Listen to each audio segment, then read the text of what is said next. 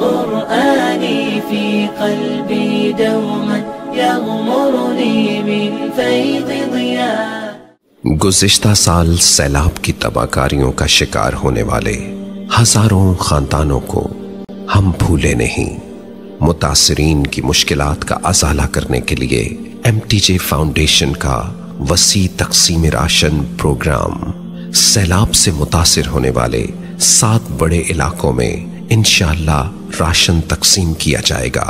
ہمارے ساتھ تعاون کر کے سیلاب متاثرین کی زندگی آسان بنائیں. اس رمضان المبارک انہیں سحر و افطار کروائیں. اپنی زکوٰۃ، صدقات اور عطیات MTJ فاؤنڈیشن کو دیں. السلام علیکم ورحمۃ اللہ وبرکاتہ. اعوذ باللہ من الشیطان الرجیم. بسم اللہ الرحمن الرحیم. اللہ لا الہ الا هو الحی القیوم لا تأخذه سنة ولا نوم له ما في السماوات وما في الأرض من ذا الذي يشفع عنده إلا بإذنه يعلم ما بين أيديهم وما خلفهم ولا يحيطون بشيء من علمه إلا بما شاء وسع كرسيه السماوات والأرض ولا يؤوده حفظهما وهو العلي العظيم. صدق اللہ العظیم.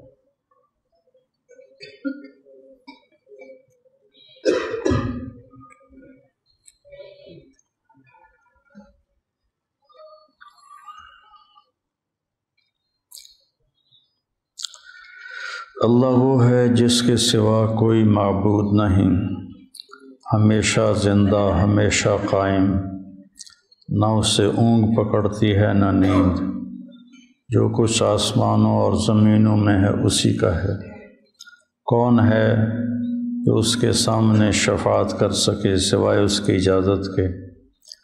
وہ آگے بھی دیکھتا ہے کو بھی جانتا ہے اور پیچھے کو بھی جانتا ہے، اور اس کے علم میں سے اتنا ہی لوگ لے سکتے ہیں جتنا اللہ چاہتا ہے. اس کی کرسی نے زمین آسمان کو گھیرا ہوا ہے، اور اس کو ان کی حفاظت کرنا تھکاتا نہیں. وہ بہت بلند ہے، بہت عظیم ہے.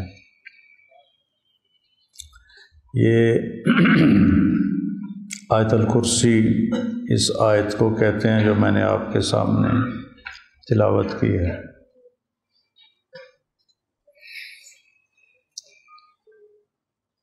اس کو قرآن کی اعظم آیتن کہا جاتا ہے. قرآن کی سب سے عظیم آیت. یہ سب سے بڑی آیت نہیں ہے. سب سے بڑی آیت ہے اذا تداینتم بدین الی اجل مسمی. وہ سب سے لمبی آیت ہے. اس کو عظیم کہا گیا. یہ سب سے عظیم آیت ہے. چند آیات قرآن کی کسی خاص مفہوم کے ساتھ خاص ہیں. جیسے دنیا کے انسانوں کے لیے اخوف آیت فی القرآن فمن یعمل مثقال ذرة خیرا یرہ ومن یعمل مثقال ذرة شرا یرہ. ایک رائی کے برابر اچھا کرو گے تو اس کی جزا دیکھو گے، برا کرو گے تو اس کی سزا دیکھو گے. یہ قرآن کی سب سے خوفناک آیت ہے انسانوں کے لیے. اور اشد آیت علی اہل النار، جہنم والوں کے لیے سب سے خوفناک اور شدید آیت ہے فذوقوا فلن نزیدکم الا عذابا. یہ عذاب ہے، اسے چکھو، یہ ہمیشہ بڑھتا رہے گا، کم نہیں ہوگا. جنت والوں کے لیے احلی آیت فی القرآن، جنت والوں کے لیے سب سے زیادہ خوشخبری والی اور سب سے زیادہ مزے کی آیت ہے لَهُم مَّا يَشَاءُونَ فِيهَا وَلَدَيْنَا مَزِيدٌ. جو چاہیں گے وہ ملے گا، جو چاہیں گے وہ ملے گا میں سب کچھ ہی ہو گیا. لیکن جنت والوں کا بھی چاہا ایک جگہ پہ آ کے رک جائے گا. مخلوق جو ہوئی جتنا ہی اللہ نے وسیع کر دیا، لیکن ایک جگہ آ کر ان کی سوچ رک جائے گی تو اللہ کہتا ہے وَلَدَيْنَا مزید، پھر ہم آپ کو مزید بھی عطا کریں گے۔ یہ جنت والوں کے لیے سب سے بہترین آیت ہے بشارت کے لحاظ سے۔ پھر اعدل آیۃ فی القرآن، قرآن کی سب سے زیادہ عدل کو بتانے والی آیت ہے ان اللہ یأمر بالعدل والاحسان وایتاء ذی القربى وینہی عن الفحشاء والمنکر والبغی یعظکم لعلکم تذکرون۔ اور قرآن کی سب سے زیادہ امید والی آیت جس سے امید لگ جاتی ہے ارجع آیۃ فی القرآن یا عبادی الذین اسرفوا علی انفسہم لا تقنطوا من رحمت اللہ ان اللہ یغفر الذنوب جميعا انہ هو الغفور الرحیم۔ تو یہ قرآن کی سب سے امید افزا آیت ہے کہ میرے بندو، یا عبادی کے بعد تو لگتا ہے اللہ کہتا یا عبادی الذین اتقوا، یا عبادی الذین تہجدوا صاموا جاہدوا، یا عبادی الذین اسرفوا علی انفسہم، کہ اے میرے بندو، یا عبادی میرے بندو، کن کو کہہ رہا ہے میرے بندو؟ جن کے اوپر نافرمانی ایسے کھڑی اعلیٰ انفسہم، اعلیٰ استعلاء کے لیے ہوتا ہے کہ ان کی زندگی میں نیکی کی کوئی کرن کوئی نہیں، نیکی کا کوئی سفید ڈاٹ کوئی نہیں، بالکل ساری کاپی کالی ہے۔ اللہ ان سے کہہ رہا تم بھی میرے ہی بندے ہو، تم گھبراؤ نہیں، تم توبہ کرو، میں سارے گناہ معاف کر دوں گا۔ اور یہ آیت ہے اعظم آیۃ فی القرآن، قرآن کی سب سے عظیم آیت۔ ایک روایت میں آتا ہے سارے کتابوں کا سردار ہے قرآن پاک، جتنی آسمان سے کتابیں اتری یا چھوٹے رسالے اترے ان سب کا سردار ہے قرآن پاک، اور قرآن کی سردار ہے سورہ بقرہ، اور سورہ بقرہ کی سردار ہے آیت الکرسی۔ اس میں جتنا اللہ کا تذکرہ آیا ہے وہ کسی اور آیت میں اتنا زیادہ نہیں آیا۔ شروع ہو رہی ہے اللہ نے اپنا نام ہمیں بتایا ہے اللہ۔ ہمارے بر صغیر میں بولا جاتا ہے خدا، تو خدا ترجمہ ہے لم یلد ولم یولد کا، خود آ، یہ فارسی کا لفظ ہے، پتہ نہیں کس نے یہ لفظ وضع کیا، خود آ، لم یلد ولم یولد۔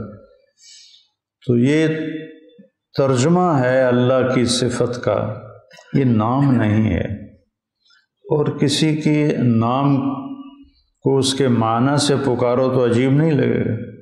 میرا نام طارق جمیل ہے، طارقہ کہتے ہیں کھٹکھٹانے والا، اور جمیل کہتے ہیں خوبصورت، اور تم کو مولانا دروازہ کھٹکانے والے خوبصورت کیا حال ہے، تو کیسا لگے گا؟ عجیب نہیں لگے گا؟ کسی کو اس کے نام سے پکارنا ہی اصل ہوتا ہے۔ خدا ترجمہ ہے لم یلد ولم یولد کا، تو یہ ایسا ہی ہے جیسے آپ کہو، ایک اور ترجمہ ہے طارق کا رات کو آنے والا، میں تو ابھی دن میں آیا ہوں لیکن رات کو آنے والے کو بھی تھا والسماء والطارق۔ تو جی مولانا رات کو آنے والے، یا ستارے کو بھی کہتے ہیں الطارق یہاں، جی مولانا رات کو آنے والے جمال والے کیا حال ہے آپ کا، تو کیسا عجیب لگے۔ تو میں اس کو منع نہیں کہہ رہا ہوں کہ یہ منع ہے، یا میں اس کو غلط نہیں کہہ رہا ہوں کہ خدا کہنا غلط ہے۔ سننے والے ایسے بے وقوف بن جاتے ہیں کہ وہ آگے کتنی مجھے کئی علماء کا فون آیا کہ آپ کہتے ہیں کہ خدا کہنا حرام ہے۔ میں نے کہا بھائی سننے والے نے سوتے ہوئے سنا ہوگا، اگلا پچھلا اس کی سمجھ میں نہیں آیا، اس نے اپنی طرف سے جوڑ دیا۔ خدا اللہ کی صفت ہے، جائز ہے، لیکن میرے رب کا نام خدا نہیں ہے، میرے رب کا نام اللہ ہے۔ جب تم کہتے ہو یا کریم تو ایک صفت سے اللہ کو پکارتے، یا وہاب ایک صفت سے اللہ کو پکارتے، یا نصیر تو ایک صفت سے اللہ کو پکارتے۔ لیکن جب تم کہتے ہو یا اللہ تو یا اللہ میں اللہ کے تمام صفاتی نام کے ساتھ تم اللہ کو پکارتے، یا اللہ یعنی یا رحمان، یا رحیم، یا ملک، یا قدوس، السلام، المومن، المہیمن، العزیز، الجبار، المتکبر، الخالق، الباری، المصور، الغفار، القہار، الوہاب، الرزاق، الفتاح، العلیم، القابض، الباسط، الخافض، الرافع، المعز، المذل، الحسیب، الجلیل، الکریم، الرقیب، المجیب، الواسع، المجید، الباعث، الشہید، الحق، الوکیل، القوی، المتین، الولی، الحمید، المحصی، المبدی، المعید، الاول، الآخر، الظاہر، الباطن، الوالی، المتعال، البر، التواب، المنتقم، العفو، الرؤوف، مالک الملک، ذو الجلال والاکرام، المقسط، الجامع، الغنی، المغنی، المانع، الضار، النافع، النور، الہادی، البدیع، الباقی، الوارث، الرشید، الصبور۔ جب تم کہتے ہو نا یا اللہ تو یہ سارے نام اس کے اندر آ جاتے ہیں، تو تم گویا اللہ کے 99 تو وہ ہیں جو ترمذی کی روایت ہے، ترمذی شریف، ابن ماجہ میں اور نام اس میں شامل ہیں۔ یہ ترمذی کی روایت کا میں نے آپ کو سنا۔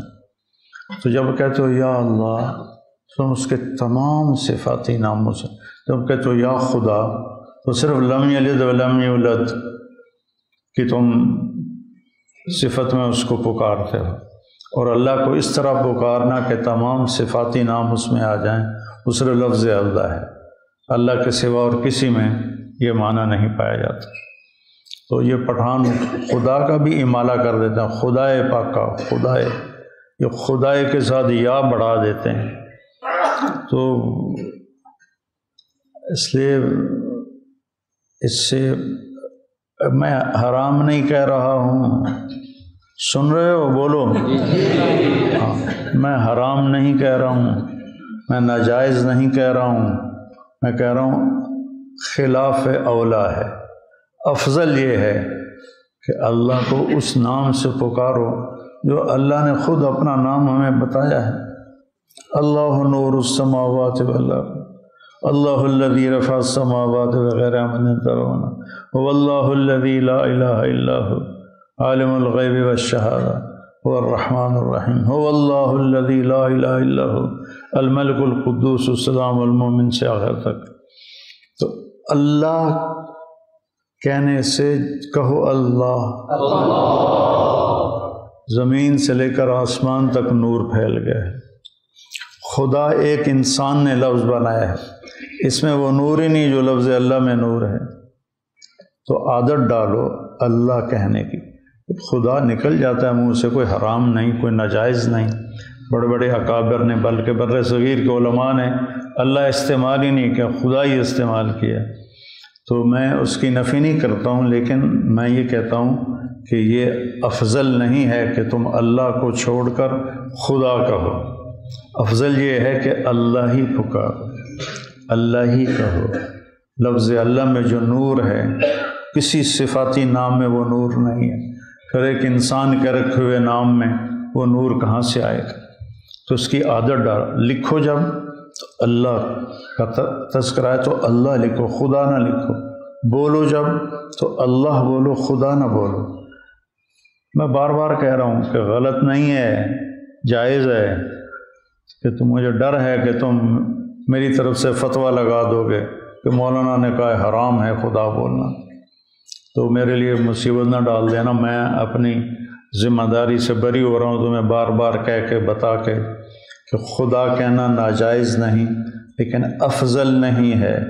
افضل ہے، مثلا ایک کا نام افضل ہے، کسی لڑکے کا نام، میں کہوں جی سب سے بہترین صاحب کیا حال ہے، کیسا لگے گا؟